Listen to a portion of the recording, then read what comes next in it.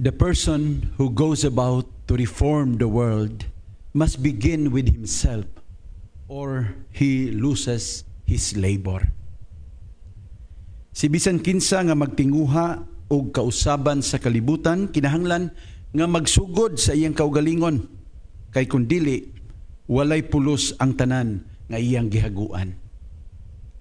Mga igsuon, kinsa may nagsulti ani? Si San Ignacio de Loyola, ang nagunang magtutukod sa pundok sa mga Hiswita, the founder of the Jesuits, nga mao'y gipasidunggan sa simbahan karong adlaw.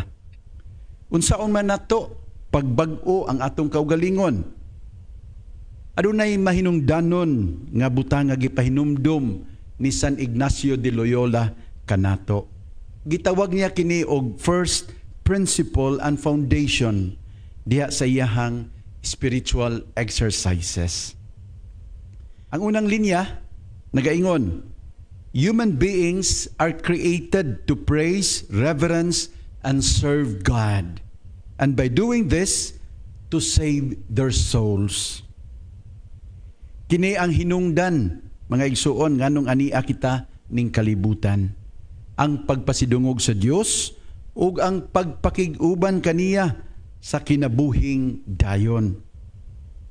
So wala kita himua aron magpasikat, aron magpadato, o aron maghari sa kalibutan. Abi ninyo kiniraba ang hinungdan sa daghang mga tao karon nga nagubot o gani kinisad ang hinungdan ngano nga samok ang atong kinabuhi. Kini ang rason ngano nga mag-away ang mga tao, magpasikatay man, magpalabuanay man, mag-ilog man sa gahom. So it's really good to be reminded by Ignatius de Loyola. We are here to glorify God and He alone. Abi ninyo na ay motto ang mga Hiswita, Ad Maiorem Dei Gloriam, meaning for the greater glory of God. Ang tanan nga ilang pagabuhaton dinhi magtumong kanunay sa mas dako nga kahimayaan sa Dios. Ay kaduhang linya ni San Ignacio nagaingon, God created all other things on the face of the earth to help fulfill this purpose. Ang tanan nga mga butang ning kalibutan gihimo aron nga makatabang sa tao sa pagtuman sa iyahang katuyuan. Ang mga mananap, ang mga kakahuyan, ang kadagatan ug kayutaan gihimo aron nga ang tao maduol, mag-alagad ug magpasidungog sa Dios. Bisan ang kwarta ug ang bahandi ning kalibutan gihatag sa tao aron siya mahimong suod nga higala sa Dios. Ang pamilya ug ang komunidad gitukod aron ang tao mas mahigugma sa Dios.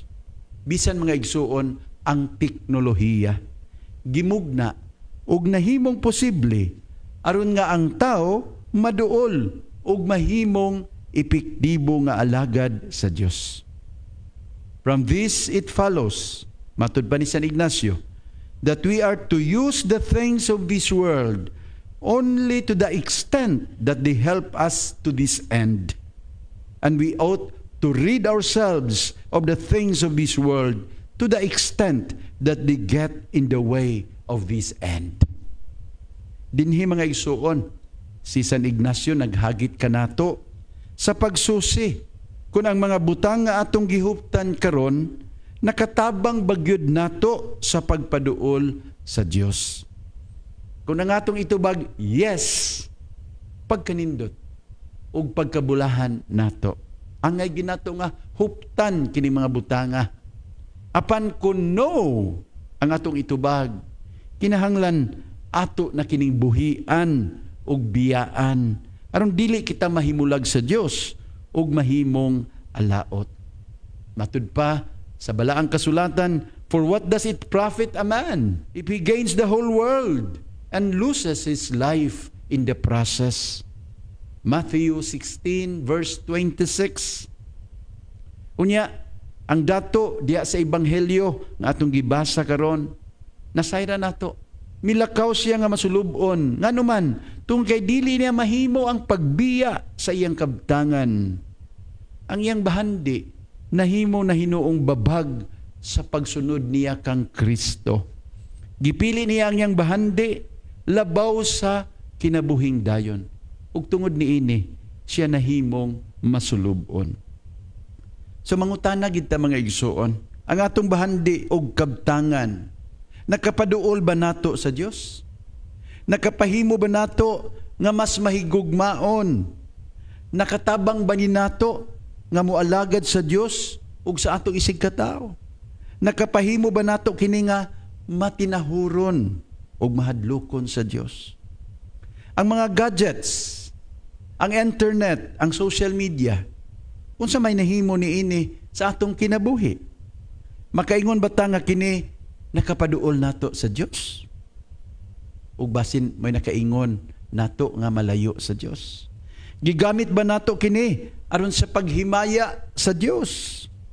Gigamit ba nato kini aron masabwag ang mensahe sa Dios ngadto sa uban? Ubasin tungod aning atong mga gadgets, tungod sa social media, nalayo na hinuon ta sa Ginoo ug sa usag-usa. Basin baya tungod sa social media, nahimo na kitang awayon. Nahimo na kitang way batasan, way mudo nga tao. Nahimo na kitang self-centered. Nahimo kitang way pakialam sa uban. Yan, sa katapusan niingon si San Ignacio, for this it is necessary to make ourselves indifferent to all created things as much as we are able, so that we do not necessarily want health rather than sickness, riches rather than poverty, honor rather than dishonor, a long rather than a short life, so that we ultimately desire and choose only what is most conducive for us to the end for which God created us. Mga igsuon, basin makapangutana mo sa gisulti ni San Ignacio, sala ba di ay o sayop ba di ay nga mangandoy kita og kahimsog? Sayop ba di ay nga mangandoy kita o madato? Sala ba nga mangandoy kita taas nga kinabuhi? Dili man. Ang gipasabot ni San Ignacio dinhi nga kining mga butanga dili na maoy pinaka-importante. Iyasa man ang kahimsog nato kung wala kita magbuhat sa kabubuton sa Dios, dili ba? Iyasa man nato ang taas nga kinabuhi kung kini wala mutunong sa dalan nga buot ipasubay sa Dios nato. Si San Ignacio mga igsuon, nagpahinumdom lang nato nga ang tanan nga naaning kalibutan gihatag sa Ginoo kanato aron makatabang sa atong pagpaduol kaniya. Doon na siya nindot kaya nga pag-ampo, gitawag ni og prayer of generosity. Nya angay ni natong ampuon sad matag adlaw. Siya nagaingon, "Dearest Lord, teach me to be generous. Teach me to serve you as I should, to give and not to count the cost, to fight and not to heed the wounds, to toil and not to seek for rest, to labor and not ask for reward, save that of knowing that I do your most holy will." And we always remember his words, "He who goes about to reform the world must begin with himself, or he loses his labor."